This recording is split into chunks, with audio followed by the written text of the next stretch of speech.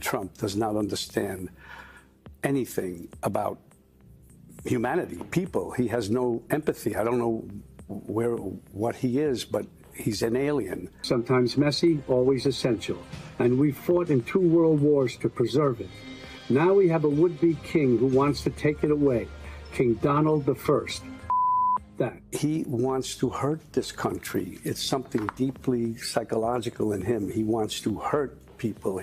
Donald Trump wants to destroy not only the city, but the country, and eventually he could destroy the world. Robert De Niro just shattered live TV with one of the most brutal takedowns of Donald Trump we've ever seen. In a fiery outburst that left anchors speechless, De Niro exposed Trump's ballroom secrets and accused him of turning the White House into his own golden throne room. Within hours, Trump threw a full-blown tantrum fit, unleashing chaos inside the West Wing, and America hasn't stopped talking since. We're rising up again this time, non-violently, raising our voices to declare no kings. Robert De Niro dropped a political bomb live on MSNBC's The Weekend on October 19, 2025. What started as a casual chat turned into one of the most shocking live TV moments of the year. De Niro launched into a furious rant against President Donald Trump. Within seconds, the studio went dead silent, and then came the words that shook the country. De Niro called Trump a would-be king and accused him of trying to bury democracy under gold and marble.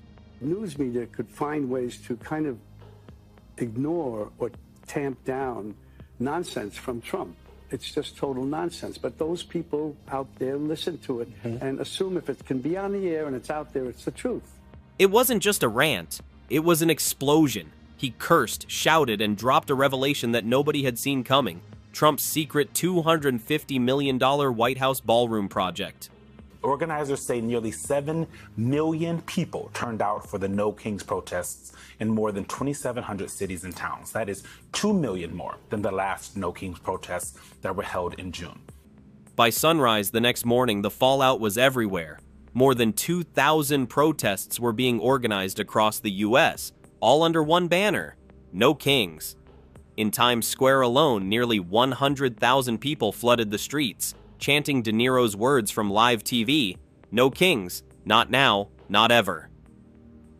So what exactly did De Niro expose that set off this nationwide firestorm? Everything is, what you see is what you get. It's not going to change with him. Everything. He's just, the point is we have to keep fighting and pushing until he is out. He accused Trump of turning the White House into his personal palace, and the proof, according to De Niro, was the ballroom.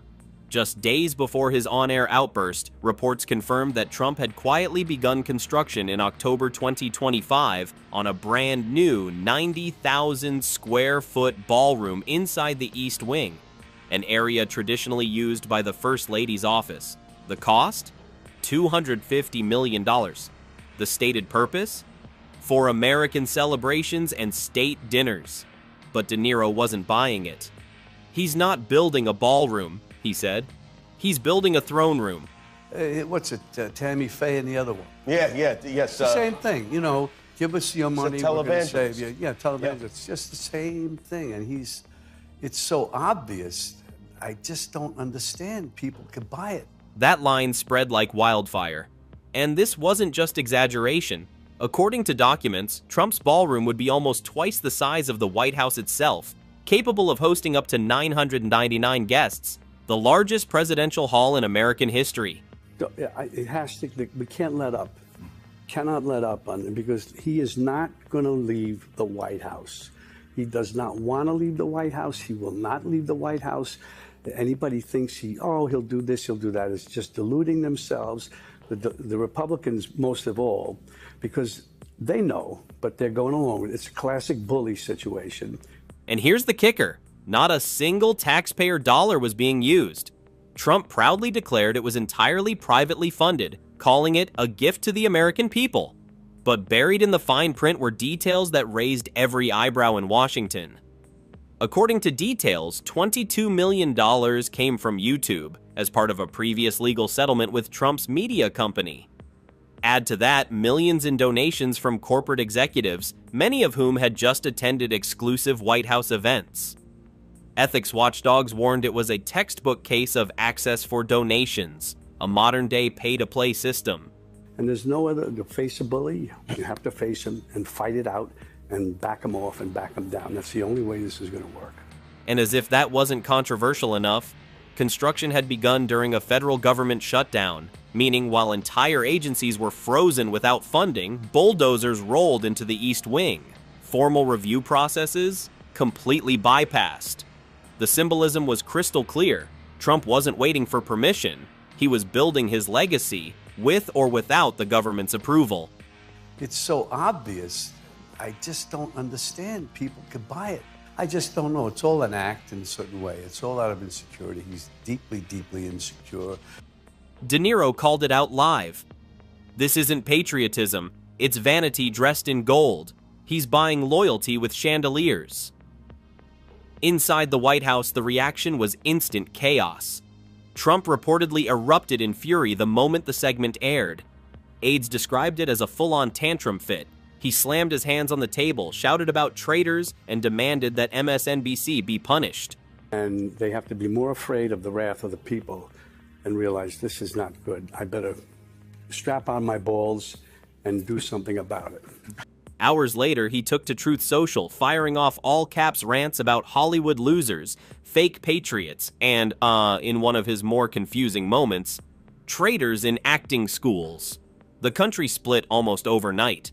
Trump loyalists mocked De Niro, calling him unhinged and Hollywood trash. But millions of others rallied behind him, calling him the last truth-teller in Hollywood. By late October, the No Kings movement had exploded beyond protests. Streets from Los Angeles to Boston filled with people carrying signs that read, "No thrones in the people's house. Democracy doesn't dance to kings." Hashtags like hashtag No Kings, hashtag Ballroom of Power, and hashtag Golden Cage Gate flooded X and YouTube, amassing tens of millions of posts in a matter of days. There's no other way. He's not going to want to leave the White House. What is he facing? He's facing certain things, no matter what the Supreme Court. They're going to find a way to go after him for what he's done, all the awful, monstrous things that he's done. The country wasn't arguing about policies anymore. It was arguing about a ballroom that had somehow become the new front line in America's cultural and political war. Meanwhile, behind the scenes, construction didn't slow down. Trucks, cranes, and workers were on site around the clock. Trump wanted this project finished before 2029, well within his term, a physical legacy of his presidency. They'll always listen to me, but look what he stayed. I don't understand it. Mm-hmm. And as the East Wing's walls came down, reporters dug deeper into the money trail. Turns out the private donors funding the ballroom weren't random patriots. They were CEOs, real estate moguls, and political allies, people who suddenly found themselves invited to exclusive White House previews and intimate donor dinners. It's all nonsense. We know it's all racist. It's all, I mean, that's what he appeals to. That's what Trump is.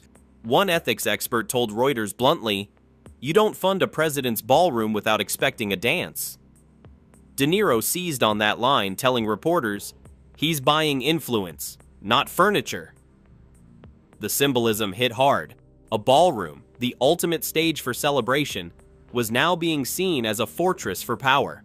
People, he has no empathy. I don't know what he is, but he's an alien. And he wants to hurt this country. It's something deeply psychological in him. He wants to hurt people. He wants to hurt this country. And Trump? He loved it. His allies began calling it America's Versailles. They said it was a symbol of success and national pride. Critics called it the people's last dance. Either way, the headlines kept coming. Architects criticized the project's size, 90,000 square feet, nearly twice the footprint of the main White House. Historians called it the most dramatic structural change to the presidential mansion since 1948. The news media could find ways to kind of ignore or tamp down nonsense from Trump. It's just total nonsense. But those people out there listen to it and assume if it can be on the air and it's out there, it's the truth. But to Trump, this was the crown jewel, a golden addition to his legacy, a place that would outlast every speech, every scandal, every tweet. By the time the walls reached their full height, the ballroom wasn't just a construction project, it had become Trump's new Trump Tower. Not for business this time, but for history books. His name would be carved into marble, ceilings lined with gold, chandeliers bright enough to blind anyone who dared to question him. He wants to hurt people. He wants to hurt this country. He doesn't care. And what saddens me the most, upsets me the most, is that people follow him and they think and they kiss his ass and they look up to him. And I don't understand it. I don't understand the people. As De Niro said, every king needs a ballroom. It wasn't a joke anymore. It was prophecy. The deeper you looked, the more it felt like something straight out of an empire, not a democracy. Grand arches, gold leaf, sweeping staircases. It didn't whisper public service. It screamed absolute power.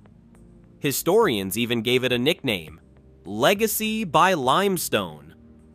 Because that's what it was. A monument to one man's ego, built where democracy was supposed to live. They're used to seeing Trump do his stuff, and they talk and they listen, and that's the truth to them because they don't listen to anything else. Somewhere way out in the Midwest, somewhere out west, in certain places, the rural places. That's the truth. But through all the noise, De Niro's words kept echoing. He wasn't perfect, far from it, but there was something raw, something honest about the way he spoke. He wasn't trying to be a hero, he was just fed up. He told MSNBC viewers, "This isn't about left or right, it's about right and wrong." Because he gets the airtime, and I think that we need more airtime. And somehow, that line stuck with people. Whether you agreed with him or not, he had guts. Meanwhile, Trump's team turned the outrage into fuel. They pushed construction even faster, determined to finish the ballroom ahead of schedule. Each column, each chandelier became a symbol of defiance. A physical "I told you so" to every critic. It was dominance through architecture. You know, he seems to have lost sight of the fact that President Trump was elected in a red wave tsunami, and that he has, since being in office, did what he said he did. What do they say? They say promises made, promises kept. Yep. Trump called it a celebration of American greatness. De Niro called it a warning carved in stone. And maybe, in some strange way, both were right. Because the real story wasn't just about a room, it was about what that room represented. Power, vanity, legacy, and the price of turning democracy into a stage. The ballroom's greatest secret wasn't the marble or the chandeliers, it was the reflection staring back at everyone who looked too long. A reflection of pride, ambition, and how dangerously close America had come to crowning itself a king. As the year ended, De Niro's final words still echoed through social media, protests, and history itself. No kings, not now, not ever. And maybe that's the line we'll remember. Not just because he said it, but because it made the whole country stop, listen, and wonder who was really holding the crown.